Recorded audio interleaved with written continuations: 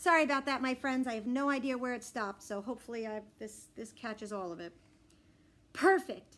Now we make signs for the door because Mr. Nuggy says we need privacy to make our soup. After we hang the signs, there's a knock on the door. It's Luke. Mom said you can come out of your timeout now. No thanks, I say, and shut the door. Timeout is turning out to be way too much fun. We don't want any more interruptions, so we decide to send Mary out to be our spy. Tell us if she's coming and wear this wig, I say. And we give her a push out the door. See her signs go away. Keep out.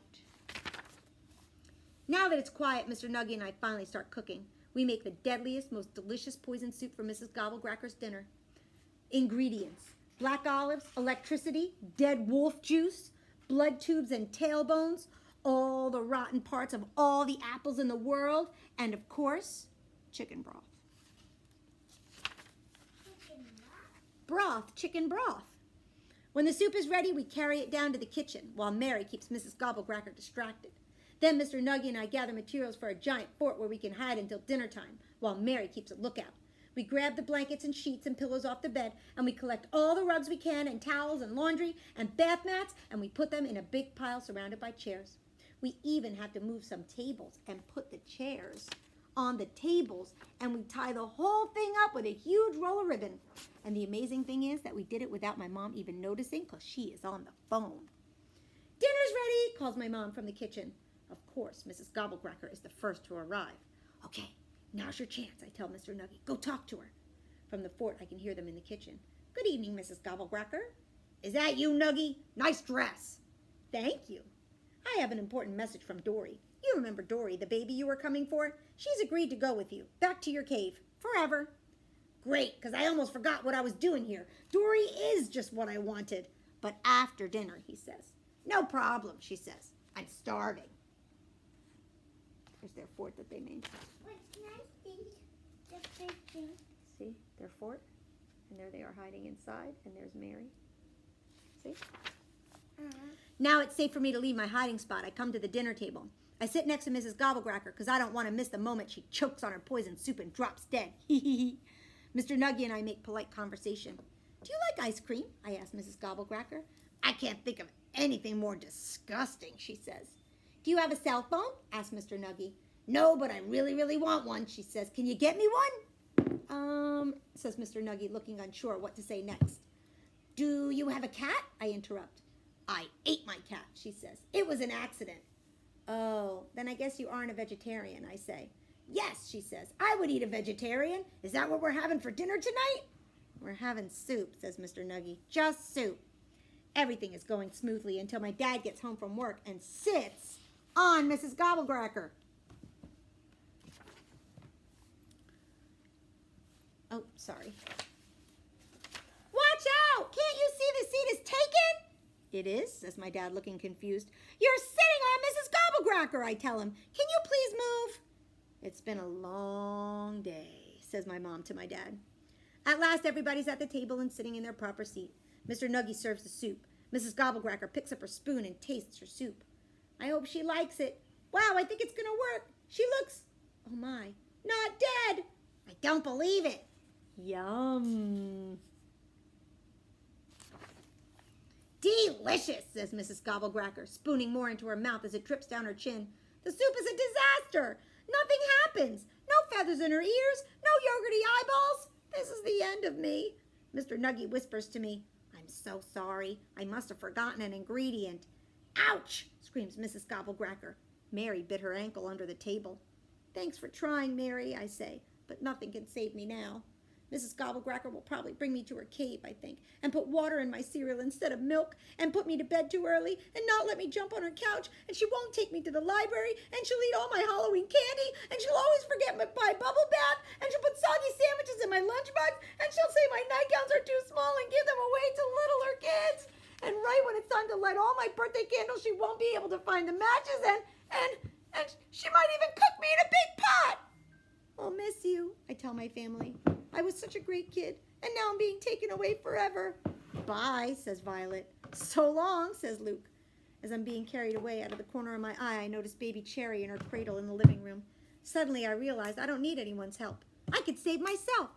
I wiggle out of Mrs. Gobblecracker's arms and run to pick up baby Cherry. I hold her up so high Mrs. Gobblecracker can get a good look. She stares at Cherry, and then she stares at me, and then back to Cherry, and then back to me, and I take a deep breath, and I try to look very grown up. She says, grabbing Cherry from me. I open the door for her, and just like that, Mrs. Gobblecracker walks out the door with that stupid old baby Cherry. And then I hear screaming. It's my mom. She found my giant fort. Rascal, what is this mess? When did you do this? Clean this up right now! Chapter 6, Bouncy Ball. It takes a really long time to clean up the fort because I keep forgetting that I'm cleaning up. Rascal, bedtime, calls my mom. Brush your teeth. As I brush my teeth, I say goodnight to Mr. Nuggy. He has changed back to his regular clothes and is rushing home to see his wife. That's when Violet bursts into the bathroom crying, I can't find Cherry anywhere, she says, and I've looked everywhere. She's gone. Oh, uh-oh, where is that doll? I'll be right back, I say. I tiptoe downstairs and into the dark living room. Oh, where did I put Cherry? I gave her to Mrs. Gobblecracker, of course. But what did I really actually do with her?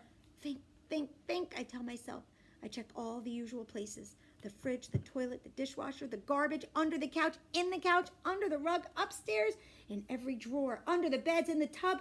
After looking everywhere, I found 2 quarters, a silver button, a Hello Kitty eraser, a bunch of Legos, a moldy cookie, Cherry's shoe, Violet's rainbow bouncy ball, but no Cherry. I put the bouncy ball in my pocket.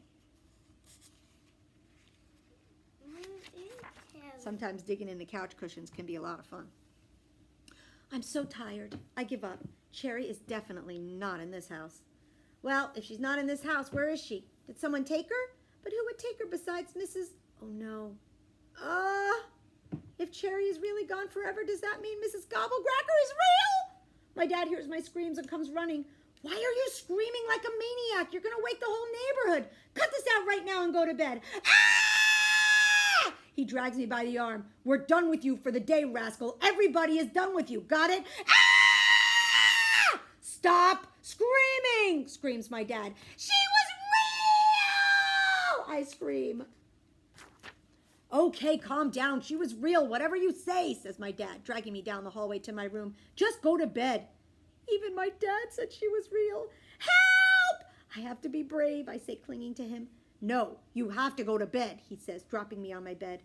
Stay in bed, he says, pointing his finger at me. And then he tucks me in tight, because it's not safe for you to come out, he says, as he shuts my door. And I think I hear him laugh a tiny bit. I fake sleep for a few minutes, and then when I'm sure my dad is back downstairs, I sneak out of the room. I'm going to tell Violet the truth, that Cherry is gone forever, and it's all my fault. And even though I know she'll want to kill me, she doesn't have to even bother, because Mrs. Gobblecracker is probably coming back for me. I have an idea. After I tell her the bad news, I'll give Violet her old bouncy ball. That might make her feel a little better. Violet, I say quietly, clutching the bouncy ball tightly behind my back. What? She says. There's something I have to tell you. But then I don't believe what I see. My mouth drops open. Is that Cherry? Lying right there next to Violet? How did she get there? I ask. Oh, Luke found her when he snuck outside to catch fireflies, says Violet. I must have left her on the front stoop, but I don't know when. Oh, I say quietly, but inside my thoughts are loud. Oh, the stoop, of course. I threw her out the front door when Mrs. Gobblecracker was leaving. What did you want to tell me? Violet asks. Oh, yeah, well, I say, climbing into her bed and tucking myself into her cozy warm covers. Well, Mrs. Gobblecracker isn't real after all, I say. I know. I'm the one who made her up, stupid. You did? Oh, yeah, I say. Thanks, Violet. That game was fun, but it got a little scary at the end. I'm so happy that I get to stay home in this cozy little house with my family after all. Good night, I say to Violet. Good night, she says, giving me a little shove. Now go get in your own bed. Before I get out of her bed, I hide the rainbow bouncy ball under Violet's pillow as a little secret gift. The next morning is Saturday, and our parents are still asleep. Luke and Violet are playing with the bouncy ball that Violet found under her pillow. They are laughing as the ball hits the ceiling and flies off the walls, hitting them on their heads. Let's bounce it on the stairs, says Luke. On the stairs, they're laughing even harder. Boy, do I wish I could play. Suddenly it's quiet. I run upstairs to look. The bouncy ball bounced into the toilet. Luke and Violet are standing over the toilet, staring down at the sunken ball. "What should we do?" shrieks Violet. "Are we in trouble?" asks Luke. "We'll have to get it out," says Violet. "How do we do that?" asks Luke. Then they both turn around to find me behind them, watching, smiling.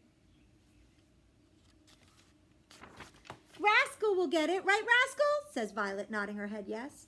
Right away, I roll up my nightgown sleeve and I stick my arm deep into the bottom of the toilet. Luke and Violet cringe and cover their eyes and make gagging noises. "Here it is," I say, holding up the bouncy ball and my arm dripping toilet water. Violet squeezes practically the whole bottle of foamy soap on my arm and helps me wash my hands and the ball.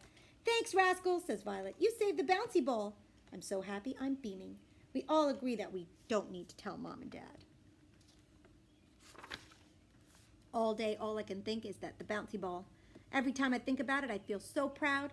"Remember when I saved the bouncy ball?" I ask Violet. "Uh-huh," she says.